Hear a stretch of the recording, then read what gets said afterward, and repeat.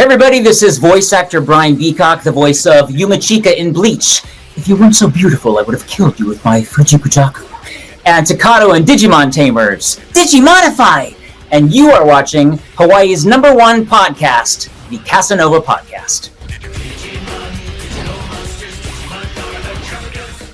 Oh man. All right. Aloha and welcome everyone to another episode of the Kasanova Podcast. I'm sorry I'm laughing. We were just talking right before we hit record. Welcome everyone to another episode of the Kasanova Podcast, Hawaii's #1 podcast. I'm your host, Mekel Kasanova. Today, we're joined by a very special guest, a good friend of mine, the one, the only, Bill of A Gamer Looks at 40, which is a phenomenal podcast I've been on many times. Definitely go check it out if you guys have the time. No, actually, not if you have the time. Go and do it right now. Go do it right now. But anyways, we recorded this podcast months ago. Yeah. And Podcastle, yes, I'm calling you guys out. Gotta do it.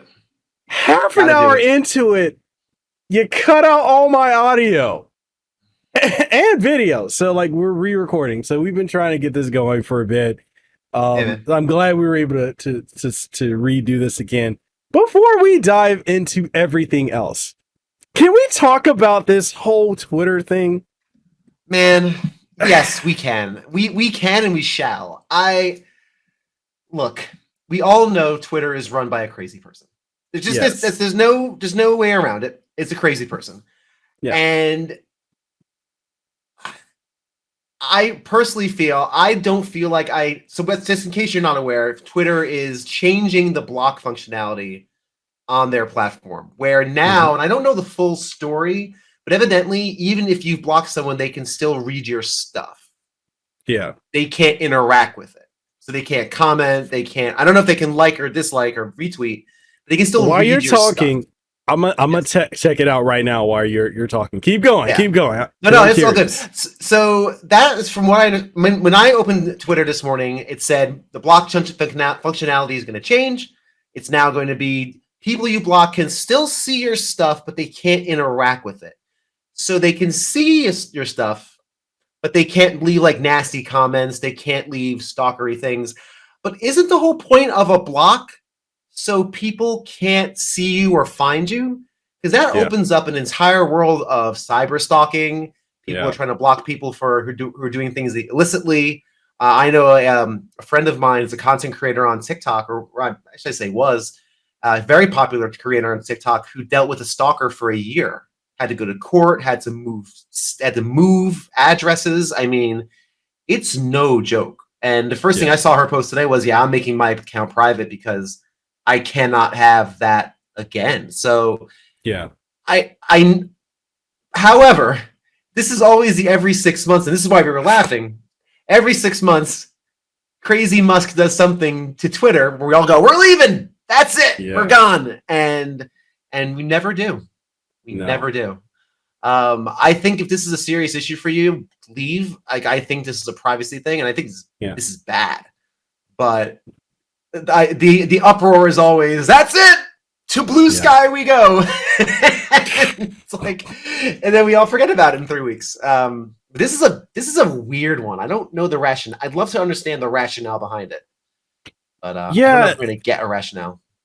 And I actually just checked because from everything I saw, because look, you see, I rarely post on Twitter.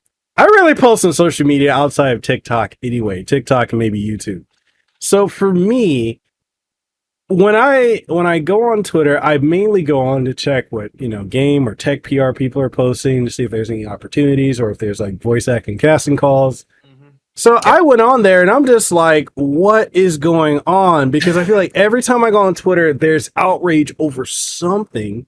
And I'm just like, yo, I'm coming from my IRL life to this. And I'm just like, I don't have the bandwidth to deal with this. So I actually looked into it and I saw the thing and I fully understand people being upset about this. And I'm not like, I've had a lot of people, because I made a post that really upset people, where I'm like, okay, it's that time of the year, for people to say, oh, I'm leaving Twitter. It's like, okay, for one thing, I will say this. I will say this, and I don't care if this pisses people off. For one, Bill knows I'm very opinionated. Anyways. Okay, so for one, I will say this. The only people I know that do this whole I'm leaving, I'm going over here, watch me, are toddlers. My 3-year-old does that. If you're leaving, okay, you don't have, if you've got a following, I get if you're explaining that you want them to follow you. Yes. However, seeing people who don't have a following, people who barely post and interact or do anything, I'm going over here. Why are you doing that? Do you want attention? If you're leaving, leave. But the thing is, you're not gonna, for 3 years, people have been saying, I'm leaving Twitter. Yep.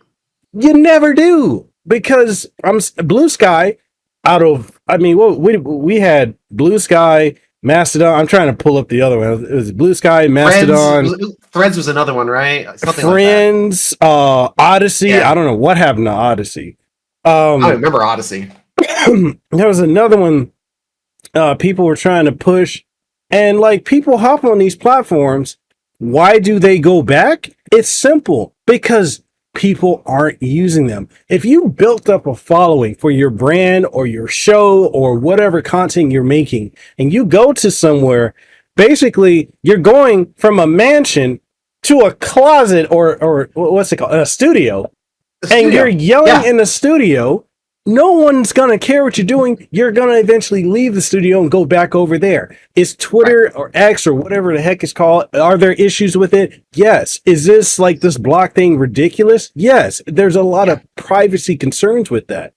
However, we have seen that the more vocal people are being about certain things that come with Twitter and social media platforms as a whole, these platforms can't ignore it, because when people leave, that's bad for business.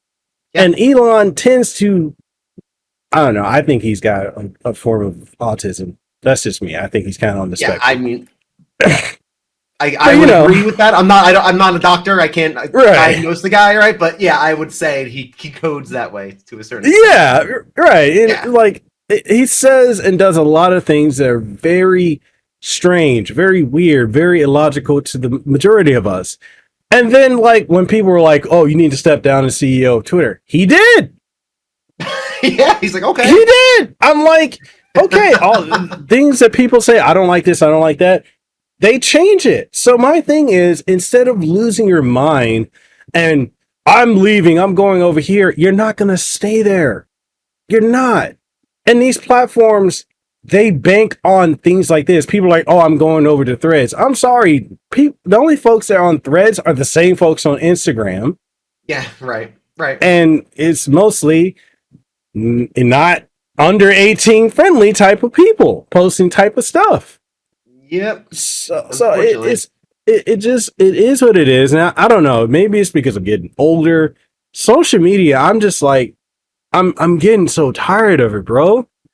It's exhausting. It's like a full-time job. And yeah, it's exhausting because there's a constant push, at least of this my experience.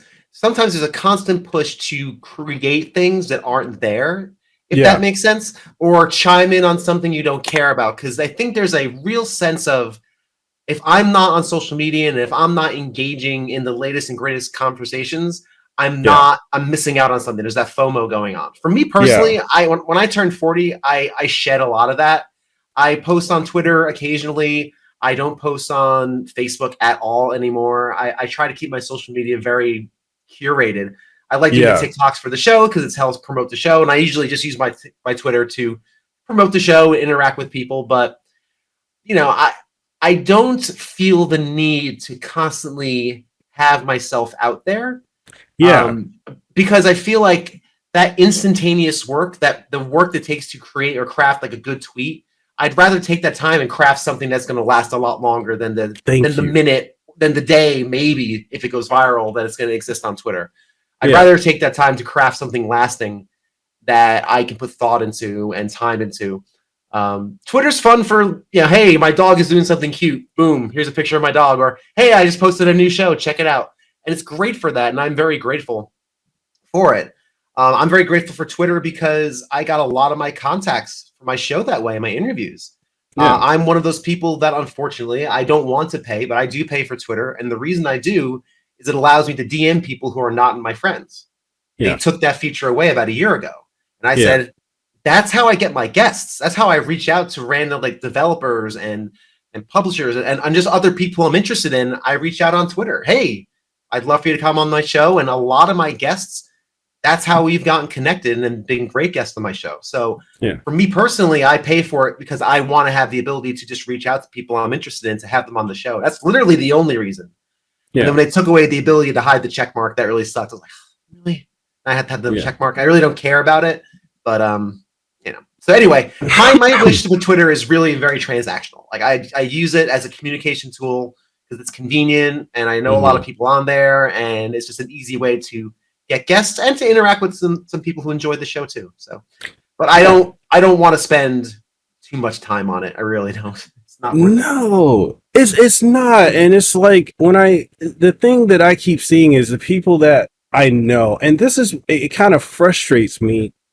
And I feel like this. I feel like a lot of people that social media reveals a lot more about people than you ever would actually care to know. And there's a lot of people that I follow, mutuals for you and I, other content creators, voice actors, celebrities, freaking developers, PR people, and they're just over here flipping out. Okay, you made a post that you're upset. I get it. I don't bash you for that. But when it becomes a snowball effect, and then when you go over to the platform you want it to go to get away from this, and all I'm seeing on my feed is just, I hate Twitter. I hate Elon. I hate this. I'm like this. Maybe, I don't know. Maybe it's just because I'm so busy with other stuff and actually life that I'm just like, I don't get it. If I go to a bar, right? I'm with some friends and the bar sucks. The service sucks. The drinks suck. Everything sucks. I'm going to go somewhere else. Right. But if I go somewhere else, I'm not going to stay here at the other place, go to the new place and complain about the place I left. I want to have a good time where I'm at.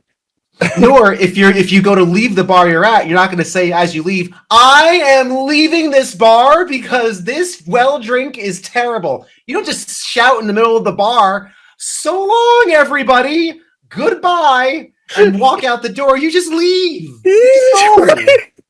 You just go, and that's okay. Your choice as a consumer, as a person in this world. Yeah, that is such a good analogy. I hate this supermarket. Kick over the pile of apples and walk out the door. You just go down the street. Bro. That is where I'm so confused as to like what is with this. I hate to use the term virtue signaling, but this is like what it is. A little bit. And again, I think it's, and there's a fine line, right? Because I think I think it's good to speak out about these things, and it's good to say, hey, this is not okay, and bring a voice to that.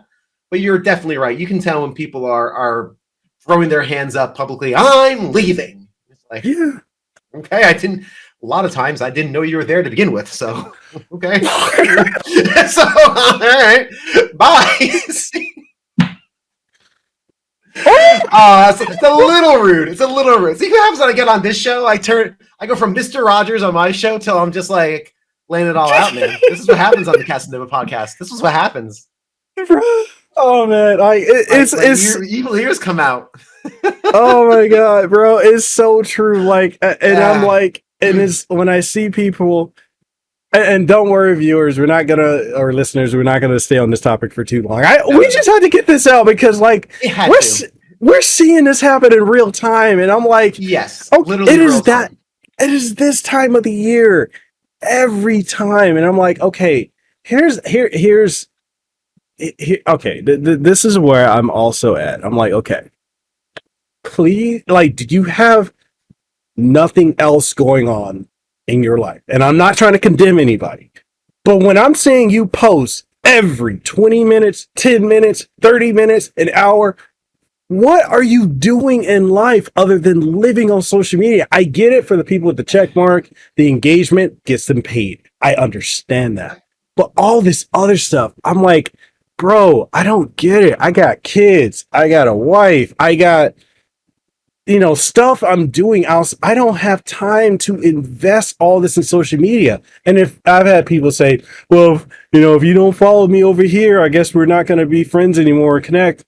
Then if you're saying that, it was never real to begin with. Yeah. And that's yeah, I agree with that. I think there is definitely a drive to be seen. I truly believe that people want to be in community and want to be seen, want to be heard. And I think that's a natural human thing. And I think that's a good thing. I don't begrudge anybody for that. But I would caution somebody who does post every hour on the hour. I would suggest, think about where you're at and think if that's the best use of your time. That's all. Yeah. Like, is that the best use of your time? And again, like you said, if you're a creator, if that's your job, if you're trying to build engagement and that's your gig, that's a totally different story. But yeah, I think there's a lot more out there, and I think people are yearning for a connection. And I think that's where that comes from. Yeah, man. We had to go there. We had to go there. Bro, we had to get that out. I'm just like, I'm so tired of seeing this. I'm just like, man, I would rather not go on social media or Twitter is essentially, because like the thing I feel like a lot of people don't understand with social media, it's literally like a magnifying glass. Whatever you look at is going to expand and it's going to keep giving it to you. This is people like, oh, I'm terrified of AI. AI has been a thing for a while on these platforms with algorithms. If you keep looking at negative things, like I keep seeing people say, oh, it's so toxic, it's so negative. I don't get that experience, but I also don't go out of my way to look at things to make me upset. Now, that doesn't mean that I don't care about actual things that are happening, but you have to protect your mental health. Yeah. And it's just, go ahead. It's very invasive. It's very invasive, right? Because it's doom scrolling is such a thing. And I get caught up in it. I'm not immune to this, right? I'm not immune to, I sit down to record a podcast or get some work done. Next thing you know, it's been 40 minutes and I've been going through TikTok or YouTube shorts. I'm like, oh no, I just burned 45 minutes. Dang it. Now it's late. There's no chance of me even getting started tonight. It happens, right? We're human. But I really think that in that realm, we just need to be cognizant of what we're ingesting, right? And the quality of the stuff we're ingesting in all forms. I don't think there's anything wrong with doing some scrolling on TikTok if you're, or reading some Twitter. But like you said, I don't really have a negative Twitter experience. Now, that's because I keep my list pretty well curated, though. Like you said, I don't engage with stuff I don't want to engage with. I don't post angry things on something that offends me. I choose to just say, if something offends me, I just go past it. It's like, okay, well, I don't agree with that, and I don't want to engage with it. And if my feed does get filled up with stuff, then I put it away. I don't go back for 3 days, and it kind of resets itself. So I don't know. That's kind of how I have a very casual relationship with social media. I got other things to do that I hope have a little more lasting value to me personally. That's just me. It is like life outside of social media can be so much better. It's great. It's great. It's cool stuff out there, y'all. It's actually cool. It's pretty great. Oh man. Okay, so all that out the way. I know we just spent 18 minutes talking about that. Sorry, people. We had to get that out. All right. So with that being said, man, let's talk about you, Bill. Let's talk about your show, A Gamer Looks at 40. How phenomenal show. And I'm telling you right now, I'm not asking you guys, I'm telling you, go listen to it right now. Go watch it. Everything. Phenomenal show. Been on multiple times. Absolutely love the vibe. Bill is an amazing, one of the best podcasters I've ever personally gotten to befriend and be on the show of. And I'm not just saying that to blow smoke up your butt, man. I appreciate that, man. Thank you. Coming from you, that means a lot, man. I know you wouldn't say it if you didn't mean it, so I appreciate that. Thank you. I'm so unfiltered. I love it. No, I appreciate that. Like, there's certain, because in this world you can talk to people and people say nice things, but I truly appreciate that because I know you mean it, and that's really awesome to hear. Thanks, man. I did what I really love about your show and the way you go about your craft is I can tell the passion behind it. You're not driven by, oh, I need to get this guest so I can get money. I need to get this person on, I need to do this so I can leverage it, because there's a lot of that in the podcasting space, unfortunately. And I've run into that recently. I was on somebody else's show. I'll tell you after we're done with this, but I was on somebody else's show who had me on their show for 3.5, 4 hours. And the whole thing was to try and use me for connections and boost their stuff. We don't like that in this space. It's unnecessary to do that.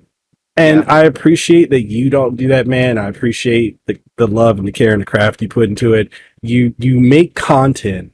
And I recently did a TikTok video about this and an Instagram video where I said that when you're making content, you don't want to be someone that's trying to chase a trend all the time, because you become a slave to it. You can't do anything outside of that. You'll oftentimes foster an audience that you don't really want to have. Whereas when you're making content, like I use this as an example, someone like Happy Console Gamer, like he's been around making content for 15 plus years, and he makes content that he cares about in his own style. And, he's not hopping on every trend. I respect that. And that's something for me, like him and Flossie Carter and a couple other people who have stayed their course, stayed in their lane, done what they are doing. That to me is admirable. I put you up there with them, man. You've been doing this for so long. And I'm being, and it's inspiring to me, because in this field, we could be knocked off a platform like that.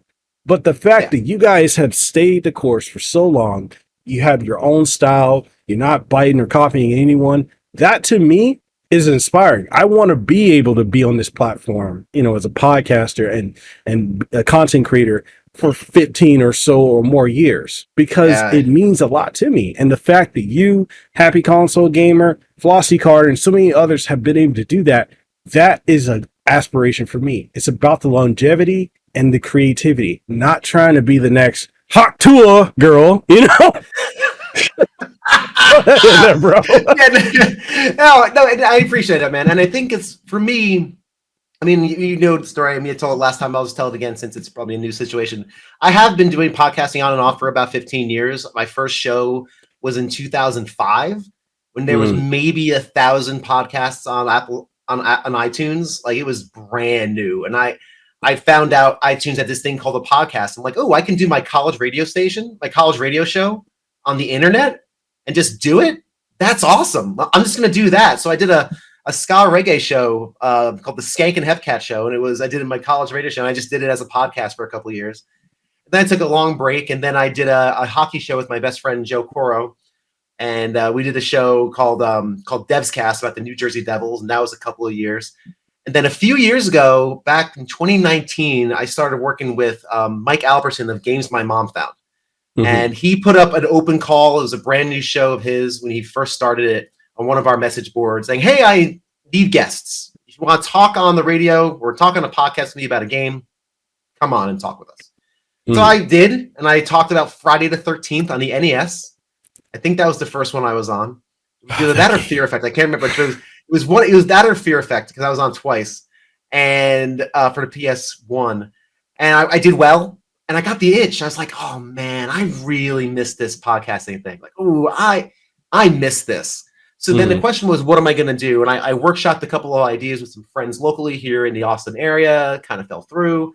But my number one thing when starting a project is it has to be unique. It can't be something that other people are doing, to the best of my knowledge. I love shows where people just talk about games or do game reviews. And I listen to a lot of that stuff, or gaming news. I listen to a lot of that stuff.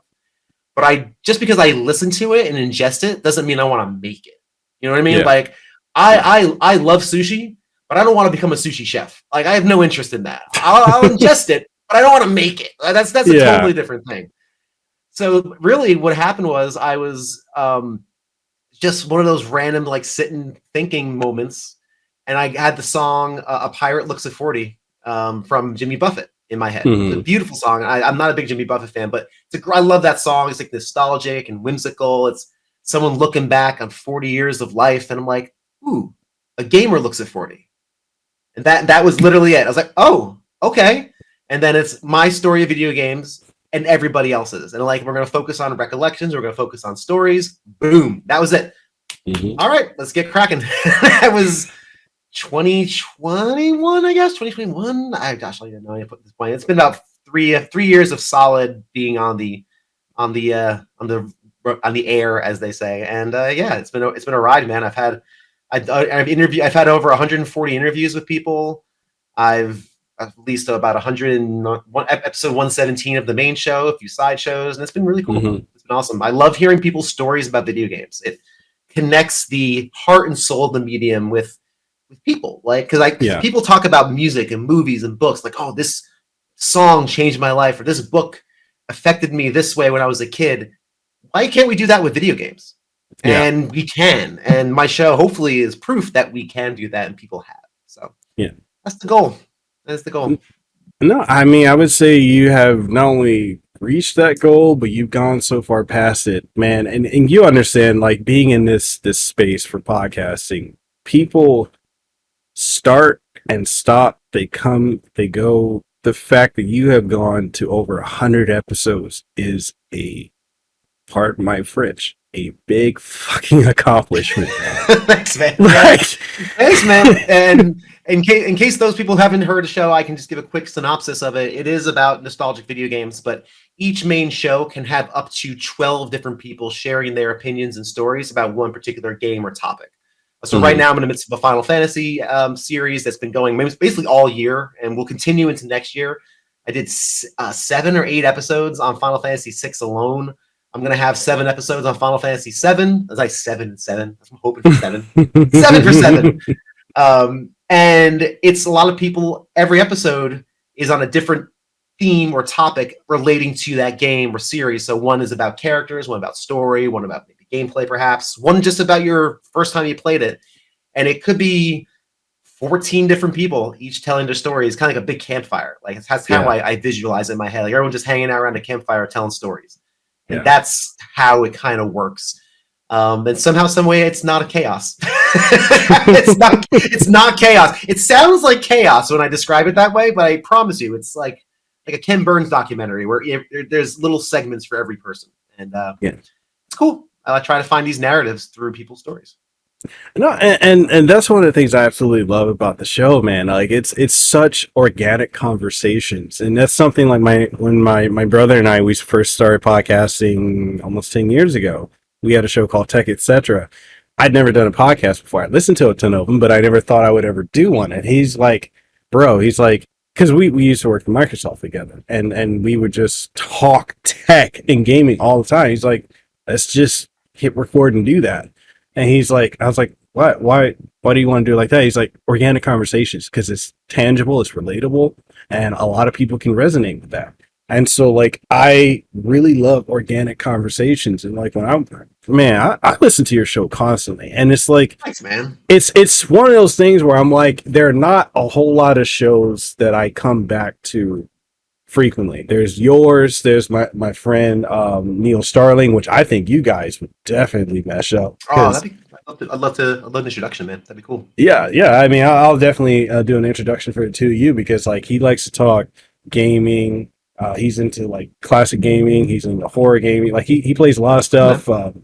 He does his podcast called Big Brother Nero. So he likes to talk not only games and tech, but he likes to also talk like a big brother to younger people who may, like, hey, perspective, because I think he's in his 40s too. And it's like, I'm kind of getting to that point too, where I'm like, man, as we're older, it's very important to help the younger generation navigate the landscape, because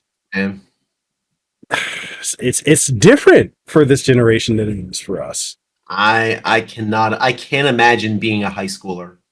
No. In this day and age. I don't.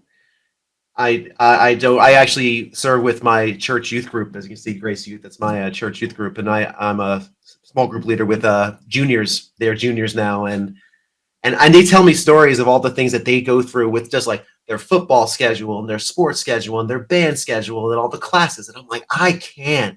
I don't know how you do it. I don't know how you do it. It's bizarre. It's so much pressure, and there's so many more eyes on you now going back to that social media conversation, there are so many more eyes on you now than there were when I was younger. You know, if I did something dumb, you know, I remember I was in marching band, I was in drumline, and we were all trying to get back to opening set, and I had a big old bass drum on. I had this bass drum on. I tripped over a color guard flag that was on the ground. I tumbled over my bass drum 3 times, landed on my back. Everyone laughed. No one, about 100 kids saw that. Now, someone would have their phone out like this, and I would have been on the internet with my failure, jumping around, you know, rolling over my bass drum, you know, to some sort of TikTok song, you know. Like, I can't imagine that. It's so weird to me that that's what they have to deal with on top of everything else, on top of all these other pressures. It's totally wild to me.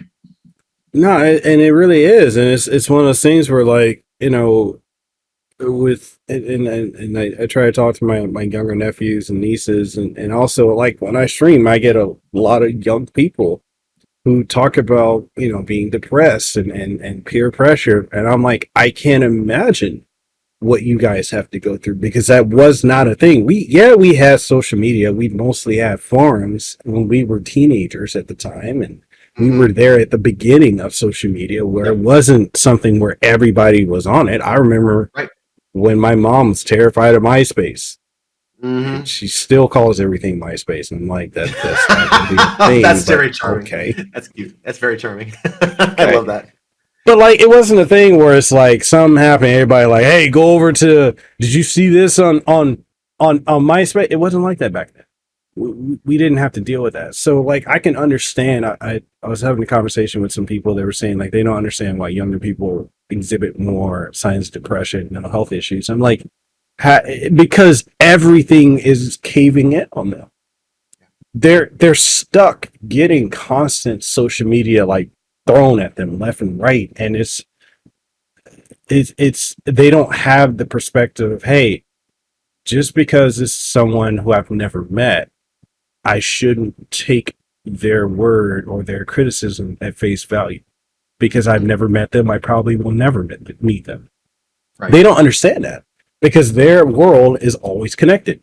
So everything to them is, oh, everyone knows about this, because, and I this is because I'm really down a spiritual rabbit hole, but I use the saying frequently. An ant's worldview is only as big as the leaf that it's on. That doesn't include I may have said this on your show too. It doesn't include the branch it's on, doesn't include the tree, doesn't include the forest, doesn't include the city, wherever. It's only the leaf. That's all they see. And when you're that young, everything is heightened. Everything's heightened. And I say this to a lot of my students as well. I say the world loves giving you numbers. Yeah. The world loves assigning you values. And that value comes from every place. How many points did you score on the football team? How many followers you have on social media? How many likes did this comment get? And these are all these artificial numbers. And the most important thing is to understand who you are. And you're not those numbers. You're not that social media post. So if you're not responsible for that comment somebody made on your TikTok video or your Instagram post saying, "Oh, you look fat in this dress." Like, you're not responsible for that. You're more important than that. You're way more important than the numbers the world wants to give you. And again, the world loves assigning us values, because that's how the world sells us stuff and makes money. And that's the machine that we're in. I just identify who you are, whatever you are, you know, just identify who you are as a person that transcends that number. I rarely look at my stats on my social media platforms. I genuinely couldn't tell you how many downloads my last episode got. I really don't know. And I'll only know when I go to post the next one, because it sits there right in front of me. Like, it's the first thing you see is like, this got 100 or whatever. That's really the only reason I know, because early on, that would really get me down. I'd be like, man, I really put a lot of work into this, and I built this intro, and I really crafted this narrative, and I got 50 downloads. I can't look at it in that way. I have to look at that work and say, was that work valuable? Was that the best I could do at that time? And if the answer is yes, then that's the only thing that matters. I can't control who listens to it, who doesn't listen to it, who reacts to it. I could just share people's stories and give people a forum to tell those stories. And that's all I can do. And it's really, I've shed a lot of that number watching over the last few years. I've had to, or else I wouldn't have lasted as long. I'm not like this hyper popular show with, thousands and thousands of, it's not that kind of show, and that's fine. I don't need it to be. I just want it to be a place where people can share stories and where we can connect those dots emotionally to video games. And that's when the show is hitting, that's what it's doing.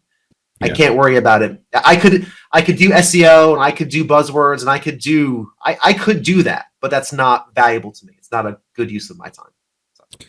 Have you noticed that when you're not hyper focused or when you just don't care about SEO and all the metrics and everything, your stuff tends to do, like when I say your stuff, I mean, but it tends to do better because you're in a pure state of creativity. And it reaches people. Whereas like when you're chasing the number, like it's, and I use this term and a lot of people are like, man, that's an extreme term. But I'm like, it's like someone who, and I know people that have done drugs. I mean, we have a lot of chronic drug users here in Hawaii, but there are people who, they chase that high, they chase that hit, and it's never enough. They have to get more and more and more. And it's the same thing with people who chase metrics, chase numbers. It can consume you, and it's not healthy. Like I post stuff on YouTube. I don't look at the metrics unless like I go to the YouTube studio. I see it. I'm like, okay, cool. That's whatever. Right. I move on. I write articles on my website. I move on. Okay, whatever. I post stuff on. The only reason, like with the whole, and I get so much crap from Hawaii podcasters because they get so mad with the whole, you're paying people to say number one podcast. No, because it's fact. Two, every other podcast out here only focuses on stuff that is interesting to people out here. I'm not like I'm in Hawaii, but I don't cater to Hawaii. I'm trying to reach a global audience, and we just approach it differently. I'm like, I'm not saying your show is lesser than mine or my show is better. If it may, one, it's a marketing tool. Mm-hmm. It is. Two, it's fact. But it's like nobody else. Entertaining. It's an entertaining marketing tool. That's fine. I mean, I love your stuff. I mean, I truly do love your stuff. I love your TikToks. I love how honest you are. I love how you approach it, and it is very relatable and reachable. And you're not afraid to say things that people may be ruffle feathers by, which I think is really great. I appreciate your honesty. I mean, you've said stuff on your, I don't know any specifics, but I'm sure there's something you've said where I was like, I don't quite agree with that. But I'm so glad you said it because I like that. Good. I like being not agreed with. That's good. That's a good thing. That's expanding it. I love it. And usually I do agree. But no, but that's the thing is like, we have to get to a point where we can we need things that we don't agree with so we can challenge ourselves, our beliefs, and we can have discourse. I'm very big, I will say things constantly, and I'll get people who I don't agree with it. I'm like, well, tell me why you don't agree. You want to pick an argument. I don't want an argument. I want a discussion because I want to understand the other side of where I'm at. Because if all I'm doing is getting an echo chamber of my opinion, I don't learn anything. And there are other opinions, other viewpoints that are completely valid, that work. And I want to learn about that because we're always, as I've learned getting old, the more I know, the more I don't know. And so the more I don't know, the more I want to know stuff. So that's just where I'm at. And people, I understand that now people are a little bit more sensitive and they're more quick to be vocal about stuff. And that's great. Yes. However, we need to be able to have discourse. We can't not talk to people who we can. If you go into politics, there are people that I really don't agree with, but hey, I also want to understand, why do you think that? Right. What's the reason, rationale? And when you get down to it, when you have those conversations with people, you start to realize that there are valid reasons for them to feel that way. And that doesn't mean I have to feel that way, because I have my own lived experience and that person has their lived experience, and that's fine. And that's a perfectly fine place to be. Now, obviously, there's limits to that. I mean, people are speaking hatefully or spreading things like that. That's the stuff we don't have. We don't have to accept that. We don't have to entertain those.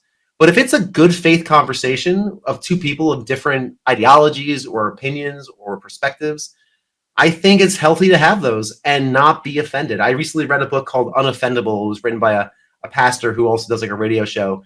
And it's about how people really should shed their right to be offended.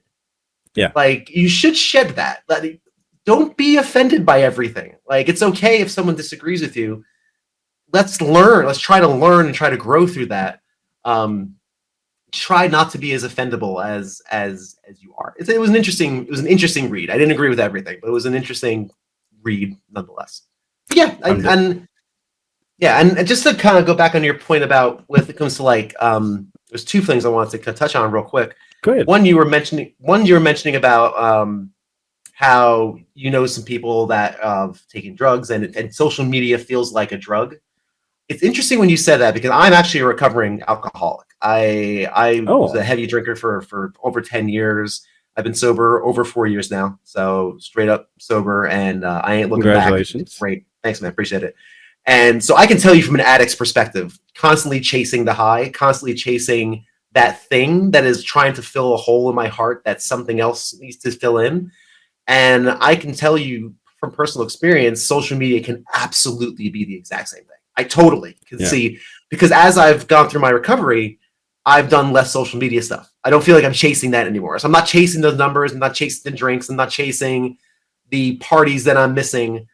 I'm chasing other things in place of that. So it's interesting when you said that. I was like, that kind of connected the thing with things like, oh yeah, that may be why I'm not as hyper focused on my numbers as some of the people might be. It might be just part of that recovery journey. So. No, I mean, and first off, I want to say, man, congratulations on being clean, sober. Like, and that right there is an accomplishment. That is something to be really proud of, and it's not easy. I mean, alcohol.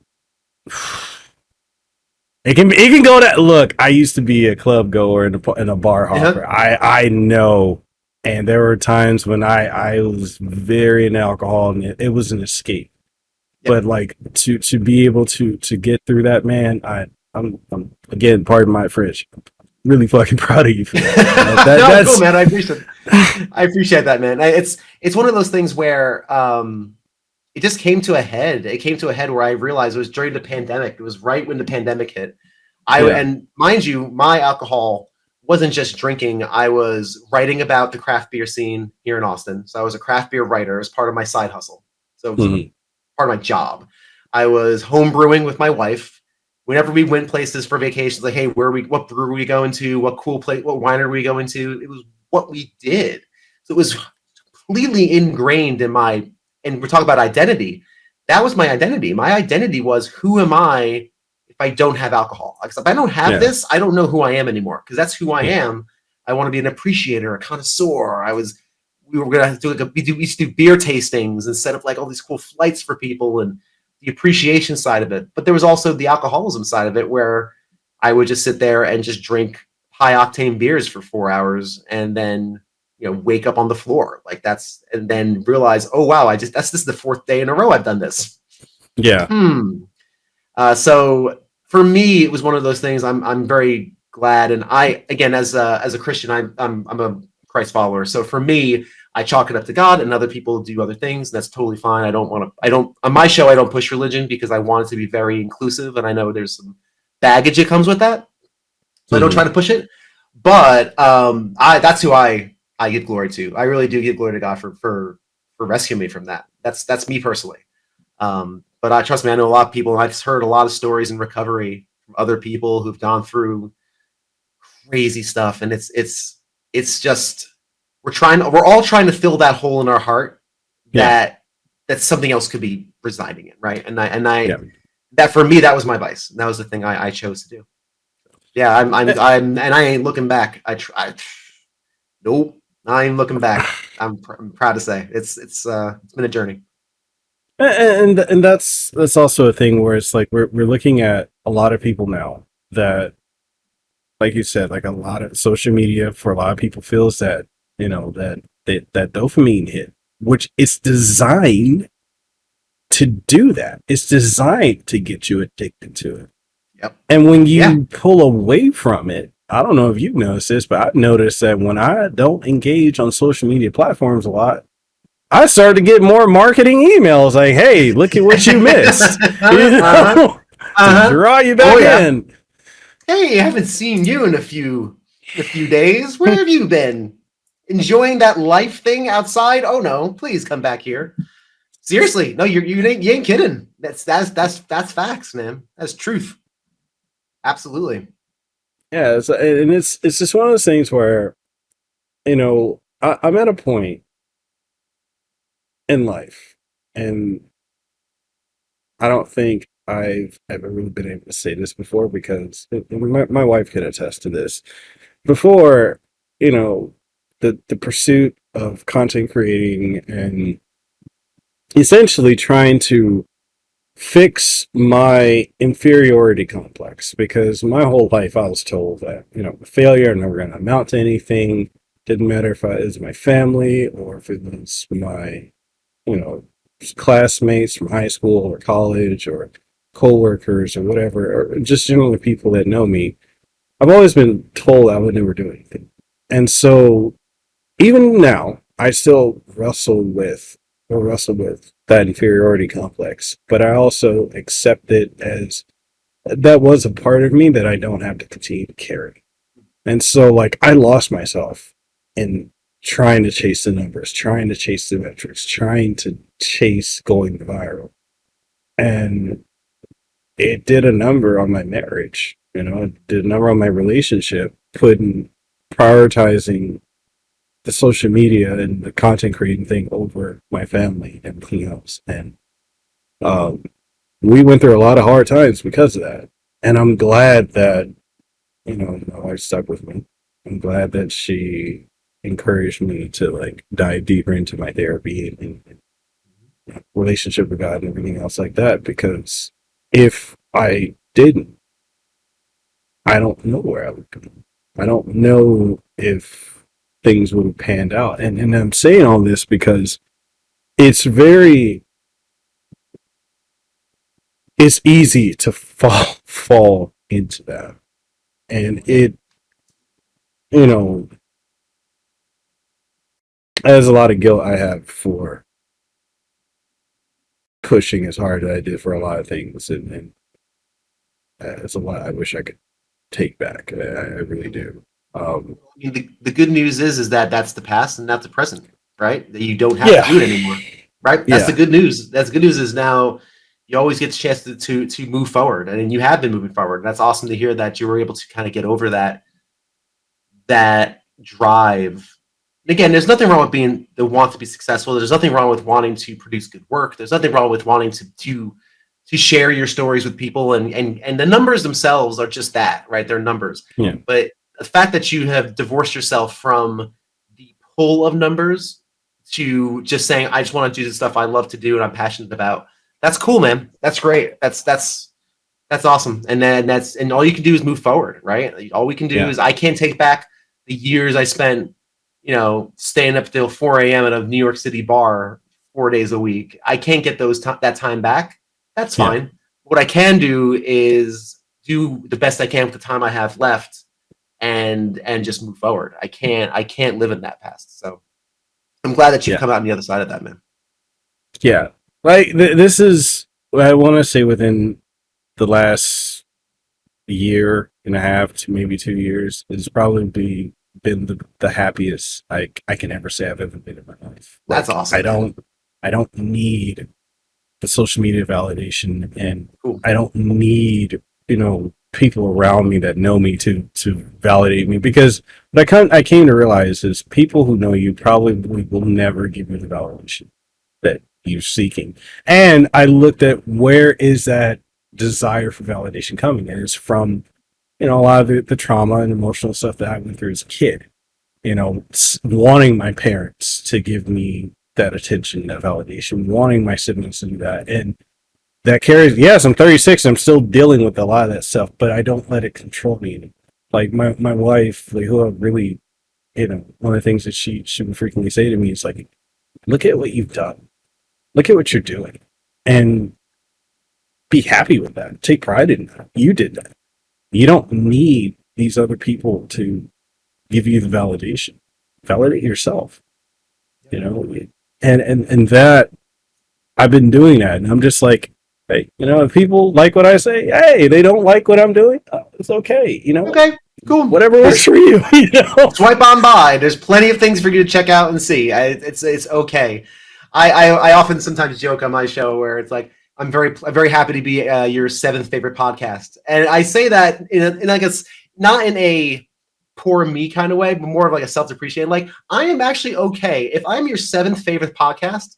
Yeah, that's pretty good considering all the shows that are out there and all the stuff is out there. Like, if you take an hour to listen to my show, that's an hour you could have done doing anything else. And so that's cool. Thanks. I love being your 7th favorite podcast. That's great. If I'm your 15th, cool. If I'm the once in a while when I do a topic you're interested in, awesome. I'm genuinely thankful for that, because that's I'm just genuinely thankful for that. Yeah, and this is something like for the young people that are getting into this and trying to. I know with COVID and the lockdowns and everything, a lot of people flooded into podcasting, content creating.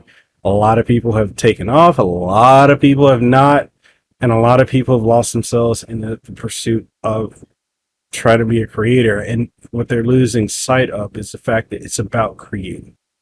It's about creating content you care about. It's not about chasing trends. It's not about the fame and glitz. The stuff you see on social media, the people, oh, look, I'm here. Oh, look at what I'm doing. Look at this outfit. Look at this thing. A lot that's staged, people. It's not real. There's lots. I'll tell you some quick stories. Before I did my podcast, I was a music writer in Austin, and I did that as part of my side hustle. And Austin, of course, has a huge music community. I mean, it's the live music capital of the world, supposedly. But it really is. Like, any given night, you can go to downtown Austin, and there's 40 shows you can just walk into and check out great music. It's still the way it is today. But I used to also do a lot of like food blogging, and I'd get invited to like restaurant openings, and because the blog I was writing for was like a lifestyle, things to do, see, eat locally. So I would get invited to all sorts of stuff. I used to go to South by Southwest every year. I get press passes. I go to ACL Fest every year. So I would go to like a restaurant opening, right? And you find all of the influencers and all the social media people are there because they filled the room with these people, right? And they're whining and dining. They got the drinks are going, the food is going. That person who's taking the selfie picture, like, hey, they're very hungry because nobody's eating the food and nobody's drinking the drinks. They're all taking pictures of it. They're all taking videos, and they're all working. And those people who are those influencers, especially the big ones, they work a ton. They are constantly hustling and getting content and getting footage. I've seen them do it, and it's crazy. There's the biggest influencer I think in Austin is Taste of Coco, I think is her name is, or a Taste of Coco. Oh yeah, I heard of her. Yeah, she has like her own book now, and like she's really blown up past the Austin scene. But she started here in town, and I've met her a few times. Very nice lady, very nice. I maybe said 10 words to her in total, but all she does at these events is hustle and get her work done. Like, she just gets it done, and she's focused. There's a reason why I've probably said 10 words to her, because she was probably getting content and taking notes and writing her stuff. It's amazing. So when you look, it looks so easy. Right, it looks so easy. Just here I am. But telling you, they really do work hard, and they're marketers. That's their job. That's what they're there to do. And I think if you take it with that grain of salt, I think it takes a little pressure off too. Yeah, people really need, especially the younger generation, the whole I want to be an influencer. There's more to that than you realize, and I'm at a point. Go ahead, man. Go ahead. Yeah, it's a grind. I'm telling you, I've talked with a lot of them. This was early on in my social media stuff. This is again years ago now, but I used to talk to high-end influencers and meet people at South by Southwest, and they're dog tired. I'll tell you. I'll try to tell you an abridged version of the story. No. Take how long you need, man. It's a long one. I don't. If you know my show, I don't tell short stories. I don't tell short stories. I don't know how to do it. I've written short stories, but I can't tell them. I just talk. That's just what I do. So many years ago, I was at ACL Fest, Austin City Limits Festival, and I was on a press pass, and I was writing articles about the local bands that were playing at ACL, and I did it for years and years. And I was in the media tent, and there was a photographer I know, and I see him every year at ACL. Every year, I always see him at summer events, so we become friendly. And we get to talking, and he is the photographer for the I think it's the NBC affiliate here in Austin. I think they're NBC or ABC affiliate. And he says, Bill, you would be actually really good for the culture reporter job on the news, because we're actually looking for a culture reporter. He's like, you speak well, and I've talked to you a bunch of times. You're always at these events. He's like, let me get you in touch with the news director. I'm like, sure. So I get his card. 6 months goes by, and I get an email from this news director. Hey, so I hear you might be interested in this culture reporter job. I was like, yeah, that could be fun. So he says to me, he's like, well, go make something. Just make like a reel. Just go to an event with your phone and make like a news story. Just make something. I'm like, well, I just have like a cell phone. He's like, it doesn't have to be, it's fine. I just want to see what you would create. So I go to the Wizard World Comic Con in Austin, and I did like a news package. I just did like, hey, I'm Bill at the news. And I just did like a news package, like you'd see. Send in the file. 3 months go by. I didn't hear anything until I see, hey, Bill, do you want to come in for a meeting, next week around like 10 o'clock? My wife's like, you should probably put like a jacket on. I'm like, I don't know, jacket. Put a jacket on, because it was an interview. It's a good thing I did, so he sits me down and he's like, all right, here's what you did. Here's what you should change. He blew my mind. I blew my mind, like on the knowledge he was dropping. So he's like, if you want to do more of these, I'd love to see more. So I went around and I did a lot of these like fake news stories. Fast forward, we lost contact. Nothing came of it. A year later, at that same ACL Fest, I see John, who's the photographer I know, and he introduces me to their new culture reporter. This young girl, she's probably 25 or so, and she's like, hey, I'm so-and-so, I'm the new culture reporter. So she's the one who got my job. And then mind you, I wasn't banking on this gig. I was one of those things like, hey, if it happens, cool. If not, I'm not too concerned. And I promise you, that woman, if she saw 3 bands in that entire weekend, that was a lot. She spent the entire time getting content, taking video with her camera person, going out, doing stills, going back to the media tent, doing the editing, sending the stuff off for the news. She didn't enjoy her ACL Fest. But if you saw her on the news, she looks like she's having a blast. She's all dressed fashionably. She's like, hey, we're at ACL. I just saw this person. But that woman hustled. And I thought to myself, I'm like, wow, I am so glad I didn't get that job. Because that would have taken all the joy out of this for me. This would have become a job. And I don't think I would have enjoyed hustling like that, this turning into an actual gig. And I love covering events. I love doing music coverage and covering events and taking pictures and stuff. But the work she was putting in, it just seemed like a grind. And it was like, wow, I am so glad I didn't get that job.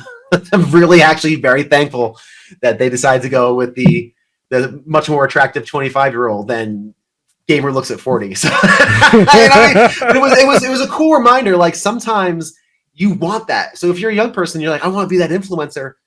Just remember, there's a cost to all of this. There's a cost. And if you're willing to pay that cost, okay. Remember, it's not as easy as it looks like when you're just watching it flipping through on YouTube or on TikTok. It's just not. It's not.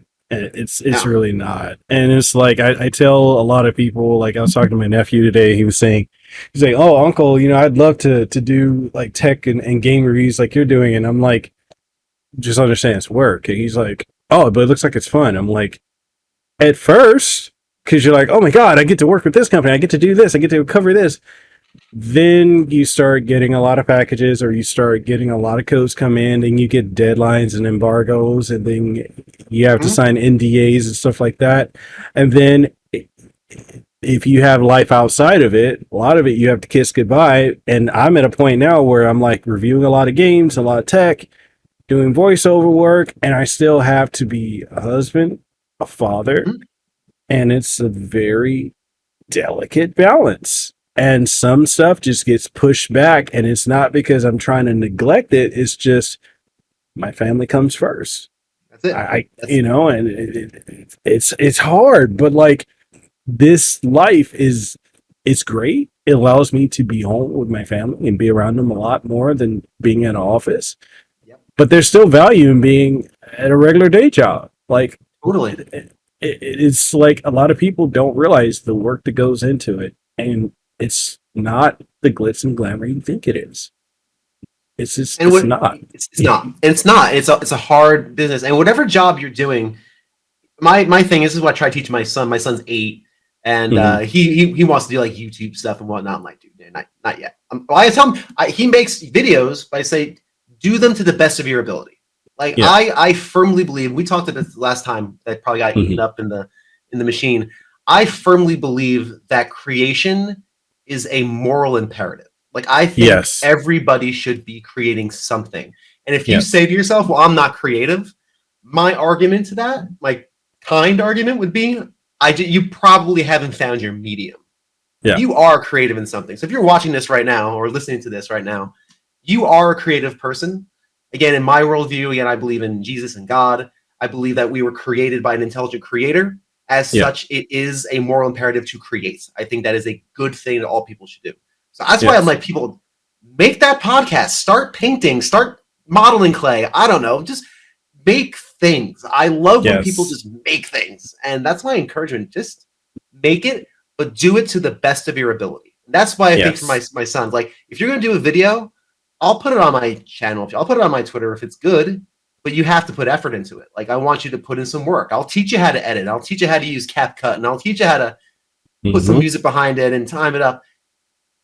What I encourage him to do is, like, yes, be creative, but do it to the absolute best of your ability and continue to learn and grow. And if you fall in love with that creation, that's going to where you'll be creating good work that will resonate.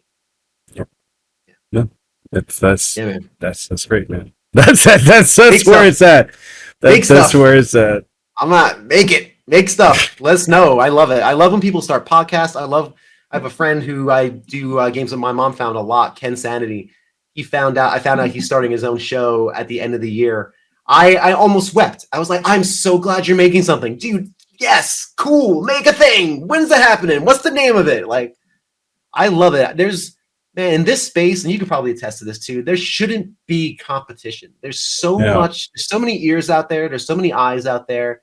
You can find your niche. You can find your audience.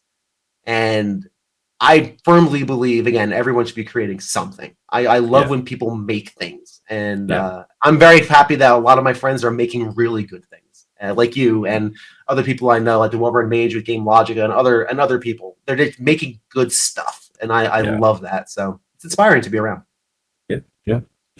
All right, man. With that being said, and being respectful of your time, I said 30 minutes to 45 minutes. We are at an hour. I knew that wasn't gonna happen.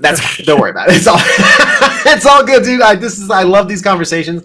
I love talking to you about this stuff because I know it's we can be open and honest, and I just enjoy the conversation. And so this is nothing. Awesome, man. I really appreciate you having me on. Yeah, man. Is there anything that you want to leave the audience with before we go, or anything you want to plug or promote? Anything you're working on? Go ahead. Yeah. Floor is yours. Thanks, man. Gamer Looks at 40. It's again a nostalgic podcast where myself and a bunch of people talk about how video games affected our lives, our histories with them, and the heart and soul of the medium, as opposed to nuts and bolts and reviews. We do talk about why games are good, but it really is trying to get to those personal stories of video games, of retro games. Yeah. Right now, when this airs, I'm sure I'll still be in Final Fantasy world. It's going to continuing on and on throughout the end of the year. So if you dig Final Fantasy, there are a lot of episodes about the first 6 Final Fantasy games, 1 through 6. Yeah. And then, of course, 7 is be coming out hopefully next week. With the first episode of 7 will be next week. So go to gamerlooks4040.com. That's where all my everything is. And on, I guess, very slightly different note, y'all, a member of our internet Twitter, talk about Twitter community, unfortunately, and this is not to bring the show down or anything, but a member of our Twitter community took his own life a couple of weeks ago. We kind of have to find out by proxy. So I've been on a couple shows since then, and I've just been trying to say, if you are in a situation where you feel like you have no hope, remember that somebody out there loves you, even if you don't feel it or know it. And there's always help available. So if you're in the States, 988, of course, is the suicide intervention line. Use that resource. They're there. It's anonymous. Remember, you are cared about, and people truly do love you, even if you don't feel it at that moment. So not to end on a downer, but that has been really foremost on my mind lately because of what happened a couple weeks ago. So just try to take the opportunity to spread that, just to speak that out into the world, and hope it sticks with somebody. No, and that's not a downer, man. I appreciate you sharing that, and it's it's one of those things. Again, yes, I'm famous for saying it's one of those things because that's how I formulate my thoughts. It's all good. But it's all good. We don't know how long we're going to be here. We don't know what someone's going through. It is important to check in on those you love, those you care about. Yes. Just make sure they're okay. I recently found out someone who was like a little brother to me. I had no idea he passed away years ago because we lost contact. It's been 3 years now. And I can't bring myself to ask his widow how it happened. I just was like, her account popped up on my Facebook and it said widow, and I was like, widow. And then I went and looked, and then I saw my friend Tony Burkle he passed away 3 years ago. I don't know how. I'm not going to ask because I don't feel like it's appropriate. But yeah, check in on the people that you care about. If there are those of you who are suffering through depression or you feel hopeless, there are resources. There are resources. Please take advantage of the resources out there because we get tunnel vision and we get boxed in on our viewpoint and how we see things. And sometimes when you're in the eye of the tornado, you can't see outside of it. And there's so much outside of it. Yeah, and it's hard to get out. So sometimes just do everything you can to just reach that hand out. Like that's literally what it's like, because that's what it feels like. Like, yeah, I know what I need to do, but I can't. And I totally understand that. Just do everything you can to reach that hand out, because I promised you there is someone on the other end willing to grab that hand, right, and pull you up. So again, not saying I'm on a downer, man, but it's been on my mind a lot over the last couple of weeks. So I just wanted to share that. So, but yeah, man, I love being on the show, bro. You're the best. Thank you again. I appreciate it, man. Thank you. And for that being said, people, this episode of the podcast, I just slapped my microphone for some reason. I don't know. I got excited and hyped at the same time. I was like, anyways. You can catch this episode along with everything else in video and audio format on all podcasting outlets as well as on YouTube. And my guest Bill's information, you can go and follow. Don't stalk. Don't be weird about it. Go give him a follow. Go check out his show. Like just be normal about it. Have fun. We should have fun. Yes, there you go. Have fun. Be cool. Go create something. It is very much I feel like we need to, as human beings, we need to create. We have the capacity to create. We have the capacity to tell stories, to literally move mountains by our experiences that we share with the world. So do that. Do that. It's very important. So all the information for Bill, for your show, everything will be in the description down below. Bill, thank you so much for coming on the show. We need to do this again before the year ends. I definitely want to do another one without a 20-minute rant on Twitter. Twitter. No, something else will happen. It's something else in the internet world. TikTok will do something stupid, and it'll be like, oh God, here we go. It's what happened. It's been all day. It's been literally all day. I've been seeing these posts just like you have. So it's all good, man. But yeah, we should definitely do it again before the end of the year for sure. Yeah. Just let me know. Yeah, we definitely will. And with that being said, people, we'll catch you on the next. Stay safe, be blessed, and we'll see you around. So. If you enjoyed this episode of the podcast or any of the other episodes that we've done so far, if you've enjoyed any of the conversations I've had with the guests that I've had on the show, or just general topics that you guys have thrown at me or that I've researched and we've just talked about on the show, then do me a solid. If you're listening on any of the major podcasting outlets, make sure you leave a comment, leave a rating or a review, because it greatly helps out the show. If you're watching the show on YouTube, which airs every single week, then make sure you sub to the channel, youtube.com/@Mekel Kasanova, or just youtube.com/Mekel Kasanova, or even do us an even bigger solid by liking the video and sharing it with someone you think would find some enjoyment out of it. And all that being said, I hope you guys continue to enjoy this podcast and the content we put out here, because hey, we do it with a passion and we do it for you. So with that being said, I catch you guys on the next one. Stay safe, be blessed, and I'll see you around. Peace.